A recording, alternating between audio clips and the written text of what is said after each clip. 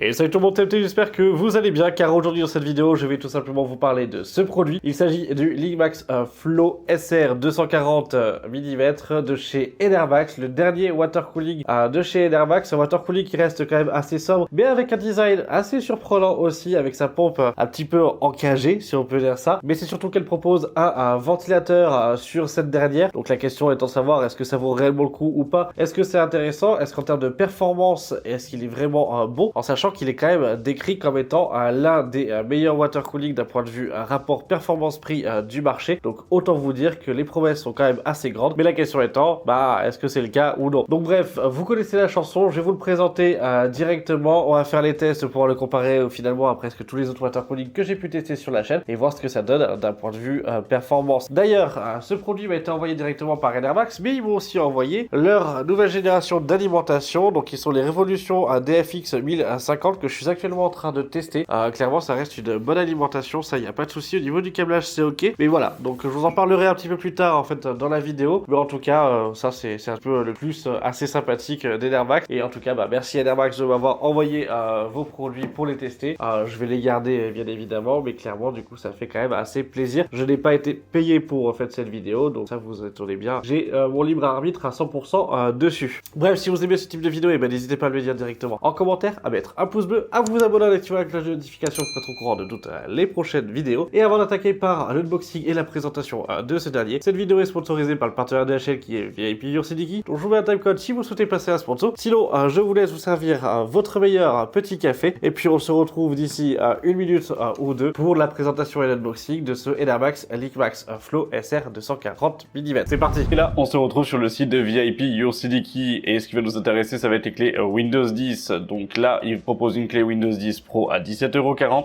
On fait acheter maintenant pour la mettre dans le panier. Puis on active avec la petite réduction, donc le code MHT18. Donc MHT18, vous cliquez sur accepter donc, ou appliquer et ça vous fait la clé à 12,18 € à l'heure actuelle. Vous soumettez la commande. On va choisir le moyen de paiement, moi je passe par PayPal. Une fois que c'est fait et que c'est validé, et du coup vous allez directement dans le User Center pour pouvoir voir où est votre commande. Après vous cliquez sur voir la clé secrète, vous avez le détail, puis en dessous vous avez obtenir la clé, vous cliquez dessus et la clé apparaît. On va simplement faire un copier-coller, puis on va ouvrir les paramètres d'activation de Windows. Vous allez coller la clé donc dans le champ pour pouvoir saisir la clé d'activation de Windows tout simplement, puis vous cliquez sur activer. Là ça va chercher pendant quelques secondes et après votre Windows est activé. Mais ce qui va aussi nous intéresser, ça va être les clés Office pour le pack Office, donc Word, Excel, etc.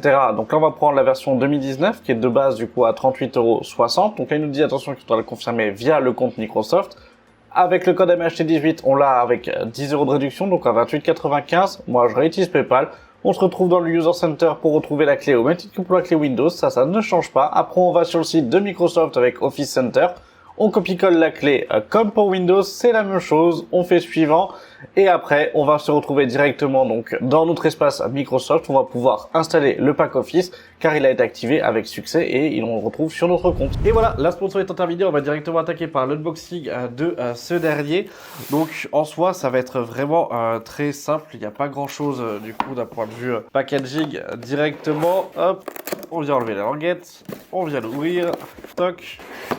Ici, on a toute la partie packaging. Vous avez une belle notice à l'intérieur qui est quand même assez conséquente. Franchement, le fait d'avoir la partie bouquin avec toute la partie spec, toute la visserie ou autre, voilà, c'est quand même assez sympathique. C'est bien, j'aime bien voir ce format-là plutôt que les toutes petites notices en mode ticket de métro. Après, ça reste un détail.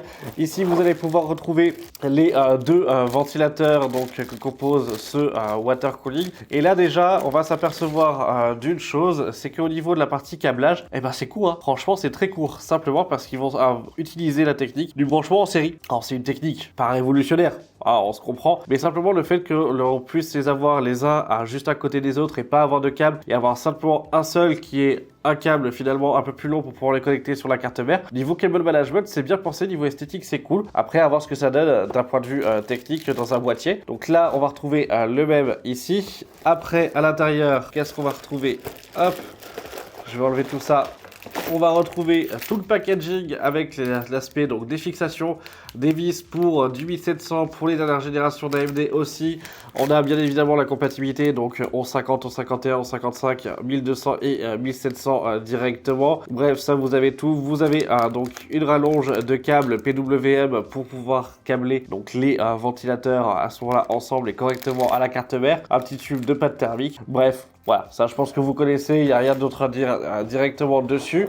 Hop, on va venir enlever tout le water cooling. C'est tout pour la boîte, je viens la poser. On dévoile le radiateur directement. Radiateur qui est ultra propre, il n'y a pas un seul pet. Donc ça c'est quand même cool, l'emballage est quand même assez bien fait pour ça. Donc ça c'est sympathique. Et maintenant on va dévoiler la pompe et là clairement franchement c'est super joli. La pompe est quand même assez mastoc clairement comme vous pouvez le voir.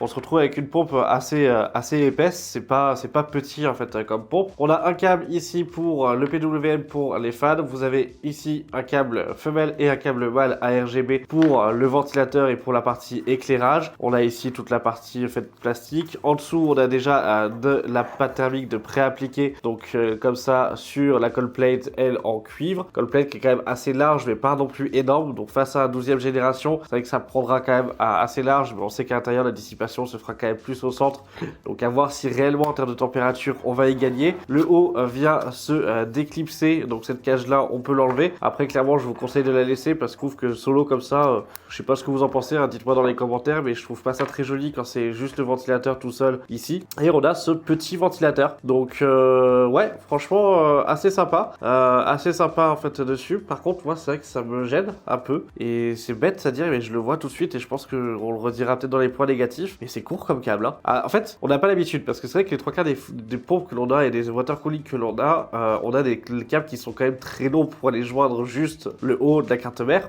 Et finalement, on se retrouve à les faire passer en haut, puis à les refaire revenir pour pouvoir les recabler. Des fois, c'est pas très moche ou autre, ça fasse pas très beau. J'espère juste que c'est la bonne taille, parce que si c'est trop long et que ça fait une bulle comme ça, ce sera pas évident. Et voilà, c'est tout pour la partie unboxing. On se retrouve avec quelque chose quand même d'assez complet finalement. Le packaging reste tout à fait classique. Donc ça, rien à redire, ça reste ok. D'un point de vue qualité de fabrication, on se retrouve quand même avec un water cooling qui a de bonne qualité. Quand on considère quand même, et quand on sait qu'à l'heure actuelle, des water cooling aujourd'hui aux alentours des 100 €, on va pouvoir se retrouver avec des water cooling de moins bonne qualité. Là c'est vrai que physiquement parlant on a quand même quelque chose où physiquement voilà, ça reste de la qualité, on n'est pas sur j'allais dire du toc dessus, on reste quand même sur quelque chose qui est un minimum qualitatif. Donc ça c'est cool et ça fait plaisir à voir et c'est voilà, j'ai hâte de voir ce que ça donne d'un point de vue test. Ce que je vais faire c'est que je vais vous passer des petits plans de la partie du coup une fois monté etc, et pendant que je passe les tests avec les caractéristiques techniques de ce dernier comme d'habitude, puis on va se retrouver tout simplement pour la partie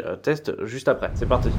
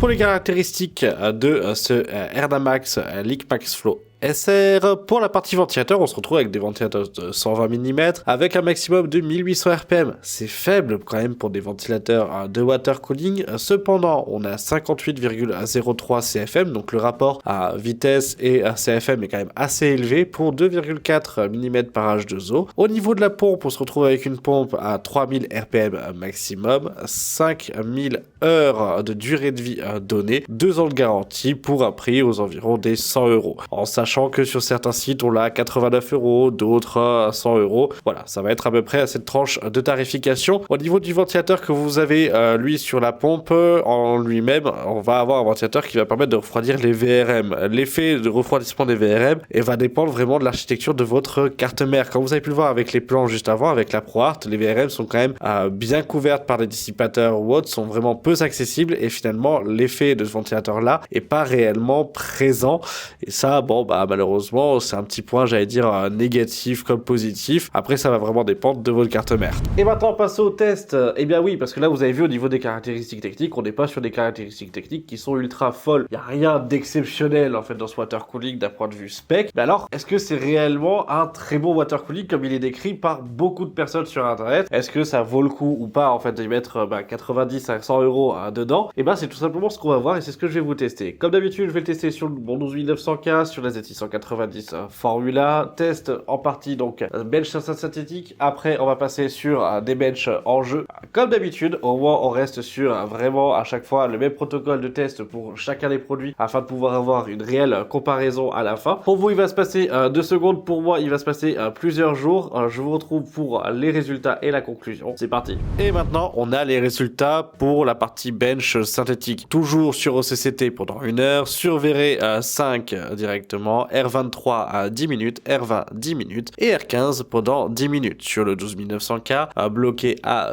200 watts et j'ai pris tout simplement la température maximale atteinte lors des tests. Sur OCCT, on se retrouve avec 78 degrés, sur VR5 81, R23 85 degrés, R20 83 et R15 82 degrés. En soi, ce sont les températures qui sont plutôt bonnes. Clairement, ça reste des températures qui sont plutôt bonnes, on n'est pas non plus ultra élevé. R23 pousse quand même bien le processeur. Je le répète, on est quand même aussi sur là un processeur qui est fixé à 4,9. Donc clairement, c'est vrai qu'en termes de température, ça va. C'est pas non plus fou. Ça reste quand même correct, ça reste largement bon. Après, bon, bah, ça reste aussi en applicatif. C'est du benchmark synthétique avec un usage quand même assez élevé. Tant à voir en jeu. Et ben en jeu, comme vous pouvez le voir, donc sur les tests effectués pendant 30 minutes sur chacun des jeux en 1080p, Assassin's Creed Valhalla 67 degrés, 70 degrés pour PUBG. Là, des degrés qui sont quand même montés, je trouve, assez rapidement. C'était sur Cyberpunk, 77 degrés. J'ai refait les tests quand même 3 fois dessus et je suis toujours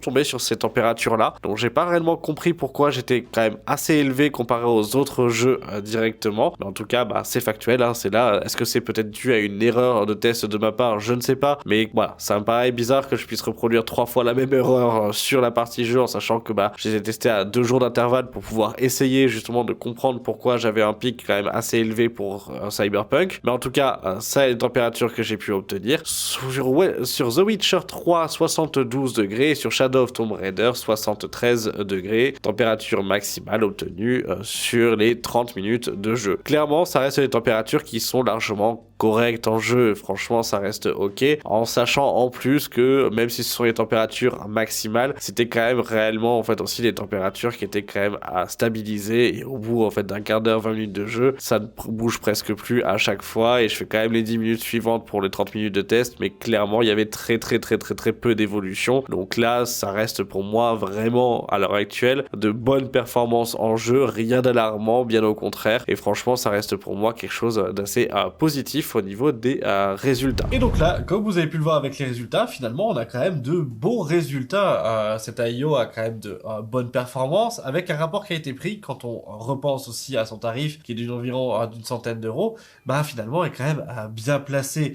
Alors on va retrouver bien évidemment les AIO que je vous ai pu vous présenter sur la chaîne à moins cher, comme les différents Thermalright ou autres, mais les performances du NR Max finalement sont un peu plus supérieures, ce qui fait qu'aujourd'hui, je pense qu'on peut le dire finalement, fait partie des AIO ayant le meilleur rapport qualité-prix du marché. Cependant, et c'est là où du coup où je vais mettre le petit point négatif sur certaines choses, parce qu'il y a des points négatifs et des points positifs. Le premier, et ben vous l'avez vu avec les petits plans vidéo que je vous ai tourné, et certains ça va peut-être choquer, bah c'est la partie câblage. Et oui, en fait cette AIO va exister en deux déclinaisons. Vous avez la version donc sobre avec des ventilateurs non RGB et la version avec les ventilateurs RGB. Cependant, le ventilateur, même si il est au niveau de la pompe, et là vous l'avez avez directement avec ce câble-là, bah en fait le câble ARGB que vous avez qui est au niveau de la pompe, pour pouvoir le connecter parce qu'il est quand même assez court, soit vous le faites sortir par les trous directement donc dédiés dans votre boîtier au-dessus de votre carte mère, et à ce moment-là vous le rebranchez avec un système externe ou à l'arrière ou avec une rallonge, ou vous le splittez avec d'autres ventilateurs, donc ça reste quand même quelque chose qui est ok. Soit sinon vous le branchez direct au niveau de la carte mère, et bah là par exemple si je dois le brancher directement au niveau de la carte mère avec le pin ARGB en haut comme vous avez pu le voir, je suis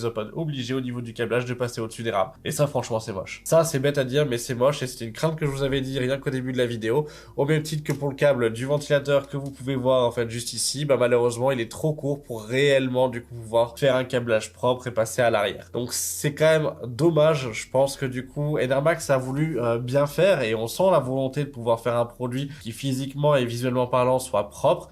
Mais là, je pense que bah du coup, il y a ce petit raté qui est pas top en fait en soi. Après, clairement, sur tout le reste, il est quand même bon. D'un point de vue après au niveau sonore, pareil, il fait vraiment très peu de bruit. D'un point de vue décibels, on est à 37 décibels lancé à 100%. En tout cas sur mes relevés, clairement, ça reste un des AIO aussi qui fait partie des plus silencieux que j'ai pu tester à 100%. Après, ça peut se comprendre aussi parce que on a quand même des ventilateurs qui ont une faible puissance. Qui fait que pour moi je pense là d'un point de vue piste d'amélioration pour Enermax, bah mettez tout simplement des ventilateurs plus performants dessus. C'est bête à dire mais des ventilateurs qui soient un peu plus performants, un câblage soit plus long, soit différent, soit un seul et même câble, où en fait vous avez une gaine qui peut ressortir avec le fan plus la RGB, où on peut avoir je sais pas moi 5 cm de plus simplement pour pouvoir connecter à l'arrière. Ça pourrait être quelque chose vraiment de très bien d'un point de vue piste d'amélioration. Vis-à-vis des ventilateurs, le fait d'avoir le câblage court pour pouvoir l'avoir à l'arrière et le dissimuler dans un boîtier, ça c'est une bonne idée, mais par exemple il aurait fallu peut-être avoir un petit ergot en plastique pour pouvoir correctement le fixer sur le bord du ventilateur, parce que malheureusement, si je peux vous le montrer directement, et je sais pas si ça se verra à la caméra, bah en fait celui-là il se balade, voilà, celui-là il se balade tout seul, et bah quand vous le mettez dans un boîtier, vous avez un risque qui pendouille en plein milieu. Et ça c'est voilà, c'est pareil, je trouve ça un petit peu dommage et un poil dommage, au même titre que d'avoir bah, le femelle et le mâle au niveau de la partie ARGB, parce que bah là le mâle bah il sert à rien quoi, et il est là pendouillant, et c'est vrai que c'est pas très beau. Donc ce sont des choses où voilà, pour moi les points négatifs de cet AIO ça va être principalement ça. Autre point positif, et ça va être le point positif que je ne peux pas réellement évaluer parce qu'il n'y a pas réellement de précédent et que ça va dépendre surtout de votre carte mère, parce que là vous le voyez je suis sur une Z790 de chez Asus avec la gamme ProArt. Bah typiquement les VRM sont quand même bien protégés, on a des gros dissipateurs et on se retrouve quand même à avoir une armature autour des VRM qui est quand même assez importante. Pouvoir vous le montrer un peu plus physiquement comme ceci, je pense que ça sera peut-être mieux à la caméra. Au niveau du ventilateur, quand on enlève le capot directement, le ventilateur lui vient souffler sur les conduits et ça vient descendre directement donc sur les différents dissipateurs ainsi que sur le dissipateur aussi du M.2. Donc ça en soi pourquoi pas. Cependant si votre carte mère est très bien renforcée et très bien équipée d'un point de vue système de refroidissement pour les VRM, bah malheureusement l'effet de ce ventilateur là sera quand même beaucoup moins perceptible et beaucoup moins prenant. Je l'ai testé rapidement sur une carte mère où tout est découvert, en effet là il va y gagner comparé à un autre AIO. Après voilà, ça va quand même dépendre, mais on va avoir un gain de 3 à 8 degrés sur des cartes mères, j'allais dire beaucoup plus découvertes, alors que là physiquement bah j'ai même pas un degré d'écart quand je change d'AIO. Donc c'est là où justement la perspective et le fait d'avoir ce ventilateur là c'est bien, en fonction bien évidemment de votre configuration et en fonction de votre carte mère en elle-même. Le cache lui permet de pouvoir correctement rediriger et physiquement donc la partie ventilation, et surtout qu'en fonction de comment vous avez orienté, parce que il est vous pouvez le moduler dans n'importe quel sens, vous pouvoir toujours avoir le logo Enermax et gagner en fait d'un point de vue esthétisme direct. Donc ça franchement ça reste pour moi voilà dans les points négatifs et les points positifs, c'est ce qui m'a le plus marqué finalement, en sachant que dans les points positifs c'est ses performances et son prix. Je le redis, mais on se retrouve quand même à avoir un bon prix. On est quand même sur un i9 12900K, tous les tests ont été faits pour pouvoir tirer 200 watts en fait de façon constante et stable dessus pour pouvoir justement permettre de dissiper. J'ai pu voir des tests qui montraient justement cet AIO à pousser à plus de 350 watts. Clairement à 350 watts il fait encore le travail. Je l'ai testé moi sur un autre processeur pour pouvoir en fait lui taper les 300 watts dessus, il suffit aussi. Clairement ça reste pour moi un water cooling qui est bien adapté, mais qui sera plutôt adapté en 360 mm à ce moment-là pour des gros processeurs, et les 240 réservés peut-être plutôt pour des Ryzen 5, Ryzen 7, i5 et i7 à ce moment-là, et on va garder peut-être les i9 en fait sur un 360 mm. Voilà. Je vous ai parlé en début de vidéo comme quoi j'allais vous présenter l'alimentation de chez Enermax, que vous pouvez voir qui est très jolie directement, mais je pense vous en faire une vidéo, ou sinon des formats courts comme par exemple des shorts ou des reels sur Instagram. N'hésitez pas à me le dire directement en commentaire si ça vous intéresse. Si vous voulez les voir, et ça va se passer sur Instagram, et là je vais commencer à vraiment être actif, je pense à partir du milieu du mois de mars, où je vais vous présenter du contenu aussi un peu plus court, un peu plus simple directement sur Instagram. Bah n'hésitez pas, vous avez mon compte Instagram qui est directement en description ou dans la bio de la page en fait YouTube directement. Donc n'hésitez pas à me suivre si vous ne me suivez pas déjà. Et puis bah après moi je vous dirai comment on va se retrouver tout simplement sur Instagram. Voilà. Bref, sur ce, j'espère que vous avez aimé cette vidéo. Pour moi, ça a été vraiment un plaisir de pouvoir tester ce produit, parce que ça reste aussi un bon produit, et ça c'est quand même cool. Merci à Enermax de m'avoir permis de pouvoir tester ce produit. Je le conserverai celui-ci, et je vais le tester. Je vais continuer en fait à l'utiliser puisqu'il va rentrer dans une de mes configurations. Donc n'hésitez pas si vous avez des questions, si moi j'ai des retours aussi d'un point de vue fiabilité ou autre, je vous en ferai part. Et cette fois-ci, bah du coup plutôt sur les différents réseaux sociaux, donc Twitter, Instagram, etc. Donc ça, n'hésitez surtout pas. Et puis bah si vous avez aimé cette vidéo, n'hésitez pas à mettre un pouce bleu, à vous abonner, à activer la cloche des notifications, c'est juste en dessous, à me dire en commentaire ce que vous en avez pensé. Et puis je vous remercie d'avoir regardé la vidéo jusqu'à la fin, et je vous dis à la semaine prochaine. Début de semaine, vidéo un peu particulière, clairement on va parler technologie et voiture. Voilà, je vous le dis du coup rapidement, ça va être la vidéo de début de semaine prochaine. Donc bah voilà, vous savez ce qui arrive. Bref, sur ce, à la semaine prochaine, c'était MT. Salut!